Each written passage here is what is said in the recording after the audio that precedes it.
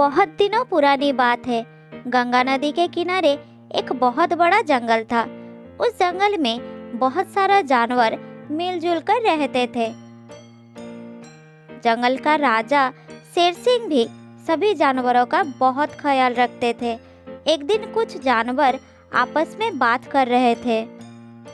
हमारी जंगल के पास और भी कितने सारे जंगल है, पर जो खुशी और शांति हमारे जंगल में है वो किसी भी जंगल में नहीं है।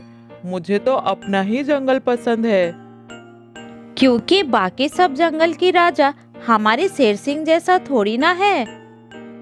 तुमने तो ठीक ही कहा बंदर भाई। मैंने तो सुना है कि बाकी जंगल के राजा इतना बदमाश है कि जब उन्हें भूख लगती है तो वो अपने ही जंगल के जानवरों का शिकार कर लेते हैं। पर हमारे राजा तो ऐसे बिल्कुल नहीं करते, बल्कि वो तो भूखे रहकर हमारी भूख मिटाते हैं। इस तरह जंगल के जानवर आपस में बात कर रहे थे और अपनी राजा की खूब तारीफ कर रहे थे। कुछ देर बाद शाम हो जाती है और सारे जानवर अपने अपने घर चले जाते हैं।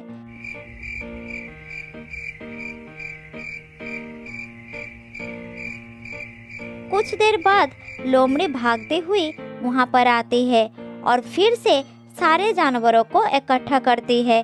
फिर कहती है, अरे भाइयों, तुमने सुना?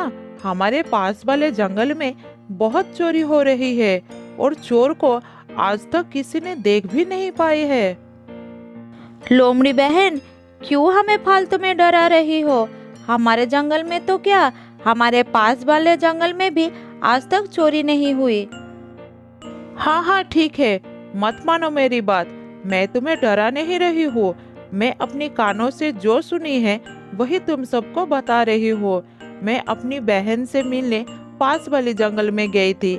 उसने मुझे बताया कि उसके जंगल में कुछ दिनों से चोरी हो रही है। इस खबर को सुनकर मैं डर गई थी, इसलिए मैंने सोचा कि मैं तुम सबको भी सतर्क कर दूं, लेकिन तुम्हें तो मेरी बात पर विश्वास ही नहीं है। लोमड़ी बहन, आज तक तुमने एक भी काम अच्छे नहीं किए, इसीलिए हम सब तुम्हारी बातों पर विश्वास नहीं कर पा रहे हैं। मैंने ठीक कहा ना भाइयों? हाँ हाथी भाई, तुमने ठीक ही कहा। वैसे भी सोने का समय हो गया है। इसकी तो आदत ही है सबका नींद खराब करने का। लोमड़ी की बात पर कोई विश्वास नहीं करता। फिर सब जाकर सो जाते हैं। इधर लोमड़ी ने जब से ये खबर सुनी थी तब से उसके आंखों की नींद उड़ चुकी थी, इसलिए वो सारी रात सोती नहीं है। एक उल्लू से बातें करती रहती है।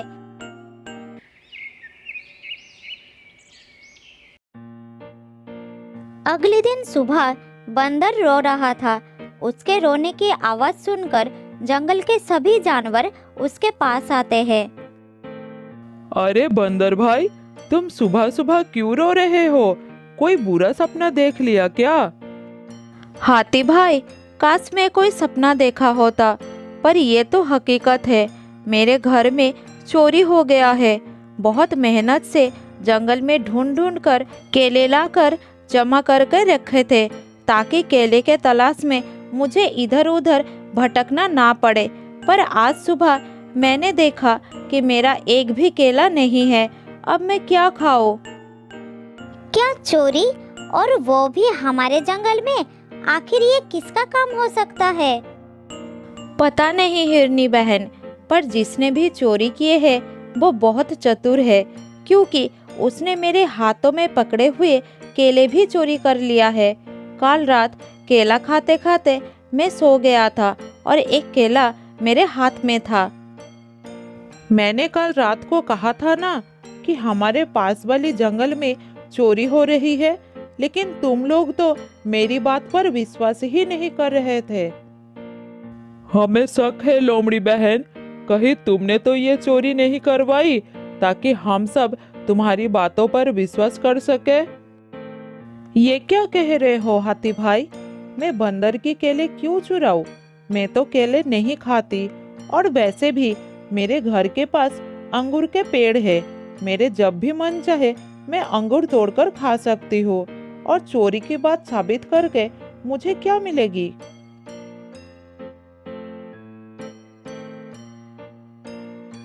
इतना कहकर लोमड़ी वहां से चली जाती है। इधर किसी भी जानवरों को लोमड़ी की बात पर विश्वास नहीं होता। उस लोमड़ी को ही चोर समझने लगे और इसीलिए लोमड़ी को पकड़ने के लिए योजना बनाने लगे। हमारे जंगल में कभी चोरी नहीं हुई। मुझे तो लगता है इस लोमड़ी ने ही चोरी की है। सुनो, आज कोई मत सोना, और जब वो चोरी करने आएगी हम उसे रंगे हाथ पकड़ लेंगे और राजा के पास ले जाकर सजा दिलवाएंगे। सभी जानवर हाथी के बात मान लेते हैं। वो सारी रात नहीं सोते। सबने मिलकर लोमड़ी पर ही नज़र रखते हैं और आधी रात लोमड़ी पर नज़र रखते रखते सब सो जाते हैं। और अगली सुबह जब उनकी आँख खुलती है तब हाथी देखता है कि इस बार उसके घर में चोरी हो गया है। अरे ये क्या, ऐसा नहीं हो सकता।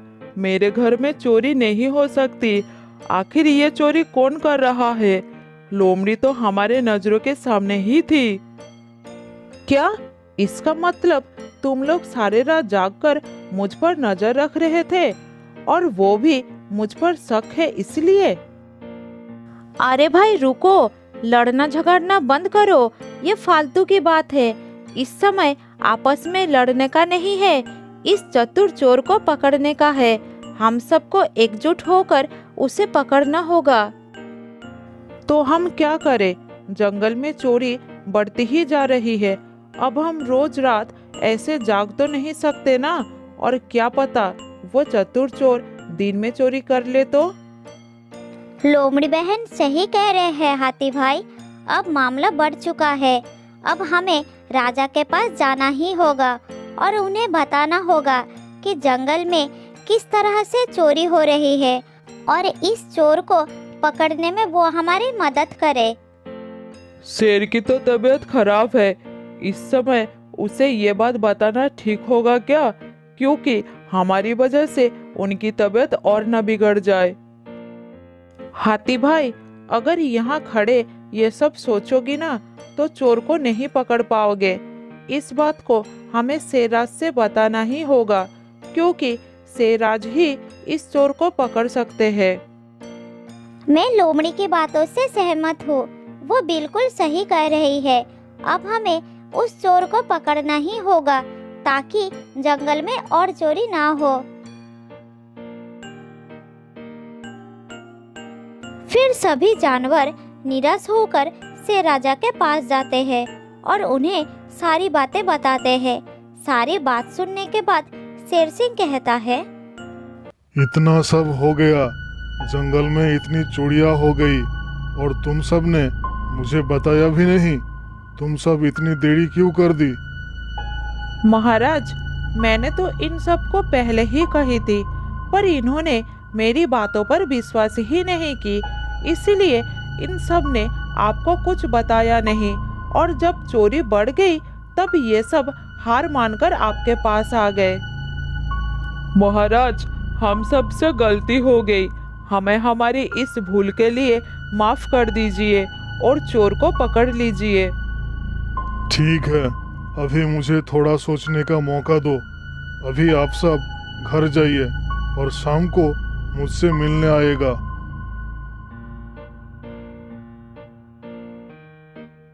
फिर सभी जानवर अपने अपने घर चले गए और घर जाकर उन सब ने आश्चर्य हो जाते हैं, क्योंकि उन सब के घरों में चोरी हो चुकी थी। ये सब देखकर सारे जानवर बहुत परेशान होकर फिर एक बार शेरराज के पास जाते हैं और सारी बात खुलकर बताते हैं।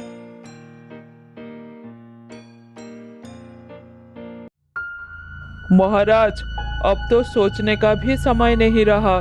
जो कुछ भी करना आपको अभी करना होगा, क्योंकि ये चोर बहुत चालाक है। हाँ महाराज, घर खाली देखते ही वो फिर से आकर चोरी कर लेगा। अब सोचने का वक्त नहीं है महाराज, कुछ कीजिए और जल्द ही चोर को पकड़िए। अरे भाई, आखिर ऐसा क्या हो गया जो तुम सब इतनी जल्दी परेशान होकर तुरंत वापस चले आए? अब क्या बताए महाराज, हम यहाँ हमारी समस्या लेकर आपके पास आए थे और इतनी ही देर में वो चतुर चोर हम सबकी घर में चोरी करके भाग गया। मुझे ये जानकर बहुत दुख हो रहा है कि मैं तुम सब का सामान नहीं बचा सका और वो चोर दिन दहाड़े चोरी करके भाग गया। मेरा आप सभी से वादा है कि मैं बहुत जल्द उस चतुर चोर को पकड़ लूंगा। पर महाराज, अभी हम सब क्या करें? अगर ऐसा ही चलता रहा तो हम सबको जंगल छोड़कर जाना होगा। किसी को जंगल छोड़कर जाने की कोई जरूरत नहीं है। मैंने सोच लिया है कि हमें क्या करना है। मेरी आप सब से विनती है कि आप सब रात को सोने का नाटक करो और मैं अपनी कुछ साथियों के साथ पूरे जंगल में पहरा दूंगा और जैसे ही वो चालाक चोर आएगा मैं उसे पकड़ लूंगा। फिर मैं भी देखता हूँ कि वो चोर कैसे भागता है। शेरराज के कहने पर सारे जानवर ऐसा ही करते हैं। सब अपने घरों में सोने का नाटक करते हैं और रात को जब तेंदुआ दबे पांव आता है और सभी जानवरों को सोया हुआ पाता है तो वो हंसते हुए खुद से कहता है, कितने बेवकूफ़ है जंगल के सभी जानवर। आज दिन में ही मैंने इन सब के घरों में चोरी की थी, लेकिन फिर भी ये सब लापरवाह होकर सो रहे हैं। लेकिन क्या फ़र्क पड़ता है मुझे? मैं तो चोरी के इरादे से यहाँ आया हूँ और चोरी करके ही जाऊँगा।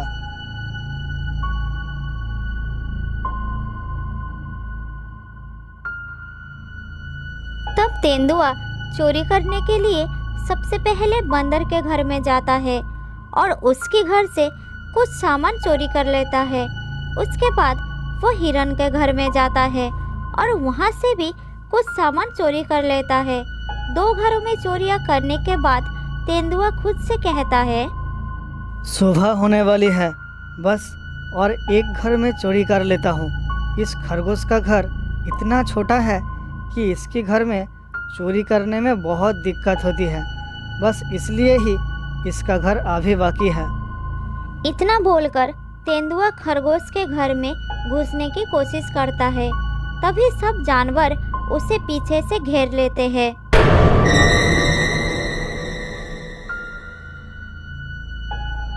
तो तू है वो चोर और इतने दिनों से जंगल में चोरी कर रहा था। तुझे क्या लगा कि तू कभी पकड़ा नहीं जाएगा? याद रख कि चोर कितना भी शातिर क्यों ना हो, एक ना एक दिन वो पकड़ा ही जाता है। नहीं शेरराज, मैं वो चोर नहीं हूँ। मैं तो बस आज ही चोरी करने के लिए आया था। मुझे जाने दो, मैं और कभी नहीं चोरी करूँगा।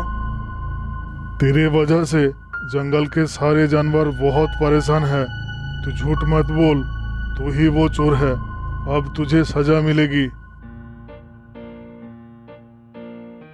ये कहकर शेर तेंदुए को जेल में बंद कर देता है और उस दिन से जंगल में चोरियां भी बंद हो गई। बहुत दिनों पहले की बात है। शांतिपुर नाम के एक गांव में एक किसान के घर में सीलू नाम की एक बकरी रहती थी। उसके 2 छोटे छोटे बच्चे थे।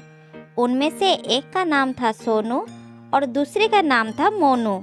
सीलू अपने बच्चों को लेकर हमेशा चिंतित रहती थी क्योंकि गांव के नजदीक ही एक घना जंगल था।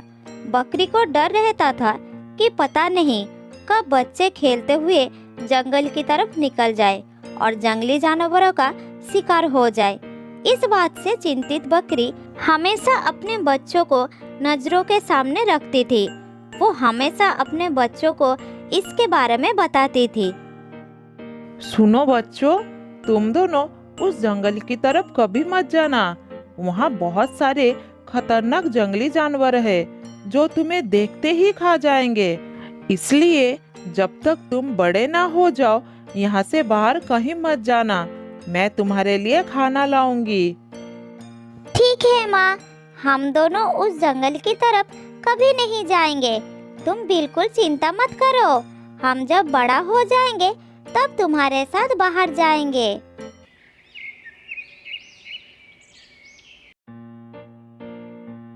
इसके बाद 2-4 दिन बीत जाता है।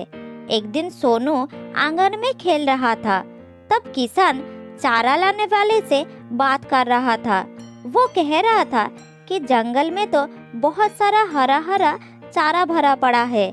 ये सुनकर उसे हरा हरा चारा देखने का इच्छा होती है और वो चुपचाप जंगल की तरफ चला जाता है।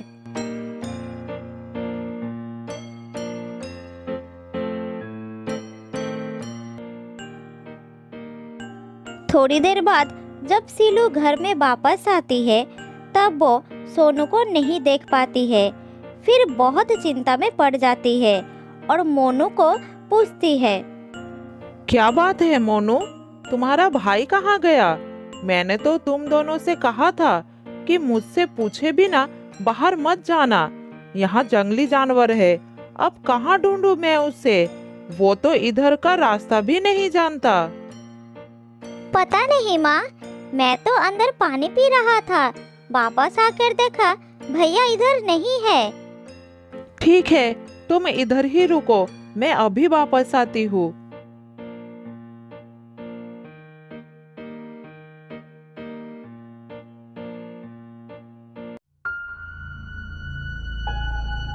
इधर सोनू खेलते हुए घने जंगल में पहुंच जाता है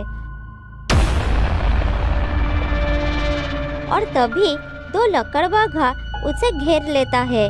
लकड़बाघा को देखकर सोनू बहुत डर जाता है और जोर जोर से चिल्लाने लगता है, माँ तुम कहाँ हो माँ?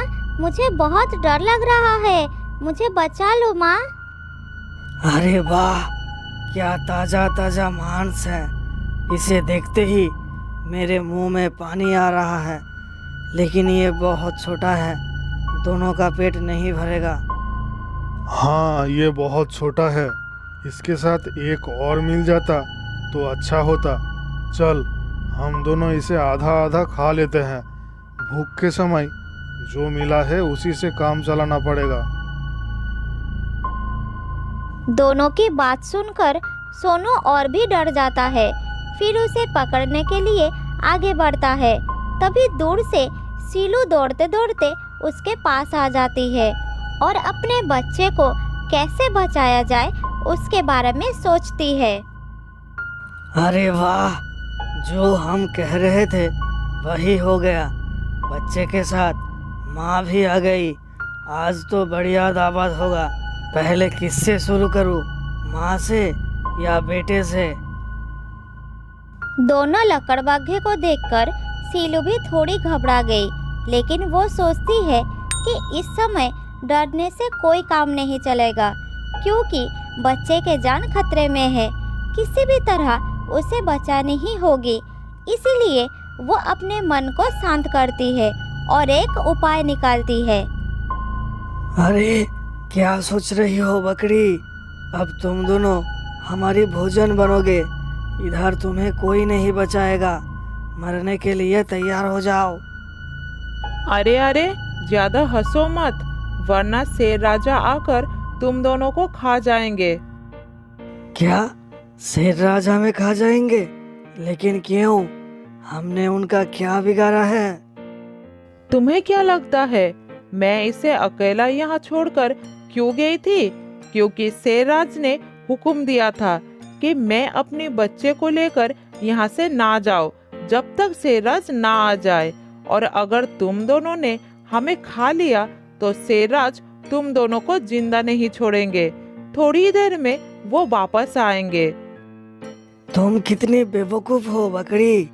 अरे शेरराज को पता कैसे चलेगा कि तुम्हें हम दोनों ने खाया? बोलो बोलो, कैसे पता चलेगा? तुम दोनों को खाकर ही तो हम भाग जाएंगे। क्या तुम शेरराज को बेवकूफ समझते हो? जंगल के राजा है वो। उधर देखो, हाथीराज को हम पर नजर रखने के लिए छोड़कर गए हैं वो। सुना? अब तुम दोनों चाहो तो हमें खा सकते हो। फिर दोनों लकड़बग्घा थोड़ा चिंता में पड़ जाते हैं और आपस में बात करने लगते हैं। हाँ यार, हाथी राजा तो हमारे बारे में बता ही देंगे। मुझे भी लग रहा है कि ये सच बोल रही है, लेकिन क्या करे। वही, जान बचे तो लाखों पाए। शेर के मुंह से निवाला छीनना मतलब खुद शेर का निवाला बनना है। चलो भाग चलते हैं, हमें इतनी जल्दी मरने का इरादा नहीं है।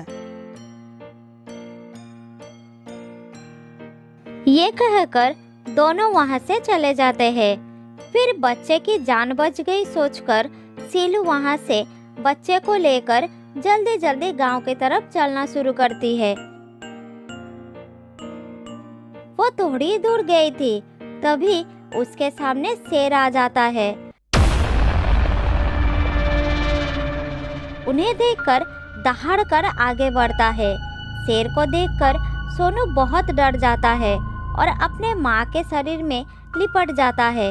तभी सीलू हिम्मत करके शेर से कहती है, ठहरिए शेरराज, आप हमें बिल्कुल मत खाइए, वरना शेरनी को गुस्सा आ जाएगी। उन्होंने हमें यहाँ रुकने के लिए कहकर गई है। क्या मतलब? कहाँ है शेरनी? क्या तुम अपने आप को शेरनी समझ रही हो? नहीं महाराज, मैं आपकी शेरनी की बात कर रही हूँ, हमारी महारानी शेरनी। मेरी शेरनी? लेकिन तुम्हें खाने से शेरनी को क्यों गुस्सा आएगी? हाँ महाराज, आप क्या समझ रहे हो? मैं अपनी बच्चे को लेकर इतनी भयानक जंगल में घूमने निकली हूँ। नहीं, मुझे शेरनी ने पकड़ ली थी और कही थी जब तक मैं ना आ जाऊँ तुम दोनों यही रुकना। आज मैं अपनी शेर राजा के लिए ताजा ताजा तुम्हें और तुम्हारे बच्चे को ले जाऊंगी। महाराज बहुत खुश होंगे, इसलिए शेरनी के डर से हम यहाँ खड़े हैं महाराज। लेकिन मैं तुम्हारी बात कैसे मान लूं? तुम झूठ भी तो बोल सकती हो मुझे। मत मानिए महाराज, लेकिन बाद में आपको शेरनी के गुस्से का शिकार होना पड़ेगा। तब मुझे मत कहिएगा बताया नहीं था। और फिर भी आपको झूठ लगे तो उस कौवे से पूछ लीजिए। उससे शेरनी ने हमारे ऊपर नजर रखने के लिए रख कर गई है।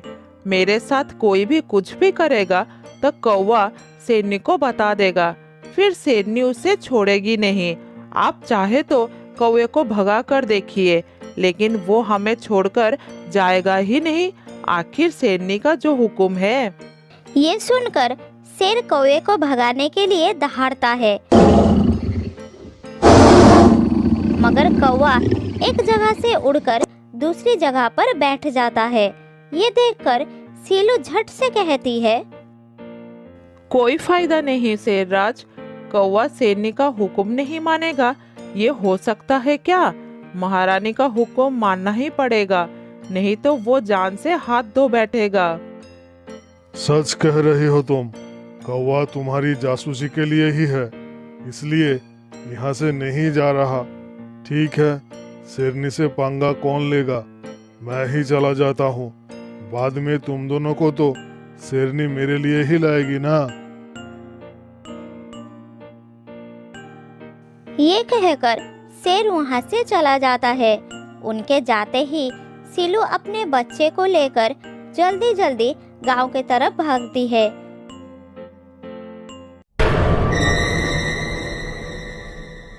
वो थोड़ी ही दूर गई थी, तभी सामने से सचमुच शेरनी आ जाती है।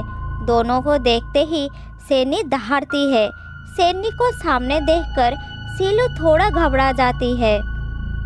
अरे वाह, आज तो शेरराज दो नरम नरम शिकार से खुश हो जाएंगे। आज शिकार के लिए ज्यादा मेहनत नहीं करनी पड़ेगी। वाह, पति पत्नी हो तो आप जैसी, दोनों ही एक दूसरे को खुश करने में लगी हो। महाराज आपको खुश करना चाहते हैं और आप महाराज को। क्या मतलब? क्या कहना चाहते हो तुम? कौन किसको खुश करना चाहता है? रोज आप शेरराज के लिए शिकार करके ले जाती हो, लेकिन आज शेरराज ने आपके लिए हम दोनों का शिकार करने का निर्णय लिया है। तो किया क्यों नहीं? अब तक तुम दोनों खड़े कैसे हो? कहाँ गए शेरराज? उन्होंने कहा है कि पहले शेरनी को गुफा में आ जाने दो, फिर तुम दोनों का ताजा ताजा शिकार करके ले जाऊंगा। आज शेरनी को मेरी तरफ से उपहार, मेरी शेरनी बहुत खुश हो जाएगी। क्या सच कह रहे हो तुम? शेरराज आज मेरे बारे में ऐसा सोच रहे हैं? हाँ हाँ बिल्कुल, आप गुफा में जाइए तो सही, फिर शेरराज आकर मुझे ले जाएंगे। आप जल्दी जाइए और गुफा में जाकर शेरराज का आने का इंतजार करिए। ठीक है, लेकिन मेरे जाते ही तुम भाग गई तो महाराज किसको शिकार करेंगे? महारानी अब तक भागे क्या? और फिर मेरी निगरानी के लिए शेरराज ने खरगोश को लगा रखा है। मैं जहाँ भी जाऊंगी खरगोश मेरे पीछे पीछे आएगा और शेरराज को सूचना देगा, है ना खरगोश भाई? देखा ना महारानी, मेरी आवाज सुनते ही उसके कान कैसे खड़े हो गए। आँख और कान दोनों मुझ पर है, वो यहाँ से बिल्कुल नहीं हिलेगा। हाँ, अब मुझे यकीन हो गया। मैं अभी जाकर शेरराज को भेजती हूँ। ये कहकर शेरनी वहाँ से चली जाती है। फिर सीलू अपने बच्चे को लेकर सीधा अपने गांव की तरफ भागती है। वो दौड़ती रहती है, लेकिन एक बार के लिए भी पीछे मुड़कर नहीं देखी। वो भागते भागते किसान के आंगन में पहुंचकर ही सांस लेती है। माँ और भाई को देखकर मोनू बहुत खुश होता है। इतनी देर तक माँ को ना देखकर वो बहुत डर गया था। माँ, आप तो जंगल में गई थी, मैं तो डर गया था। कहीं कोई जानवर पकड़ लेता तो मेरा क्या होता? मैं क्या करता? अगली बार मुझे छोड़कर कहीं मत जाना। मिल जाता तो क्या, मिले थे लकड़बाघा, शेर, शेरनी, पर माँ ने मुझे उन सब से बचा लिया। बहुत हिम्मत वाली है हमारी माँ, किसी ने हमें छू भी नहीं पाया। कैसे? माँ उनसे लड़ी कैसे? शेर तो बहुत ताकतवर होता है। बच्चों, लड़ने के लिए ताकत की ही नहीं, दिमाग और धैर्य की भी जरूरत होती है। एक बात हमेशा याद रखना बच्चों, मुसीबत को देखते ही घबराना नहीं चाहिए। धैर्य, दिमाग और चालाकी से काम लेना चाहिए।